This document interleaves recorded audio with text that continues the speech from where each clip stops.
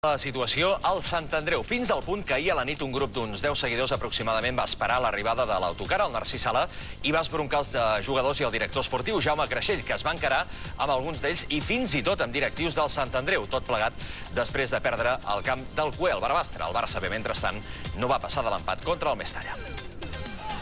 Després d'un primer temps, escàs d'ocasions, a la segona part el Cué, el Barbastre, va saber resoldre millor.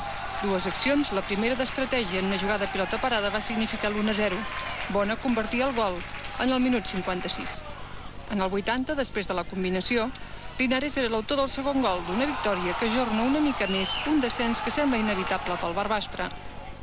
Poques ocasions van tenir també els catalans. Aquesta, entre Godino, Jordi Martínez i Arnal, no va tenir èxit i l'equip se situa en zona de promoció de descens. Eran 3 puntos fundamentales. Nosotros pensábamos que con 7 puntos podía valer y creo que los 3 de aquí contábamos, no seguro, pero que podíamos conseguirlos.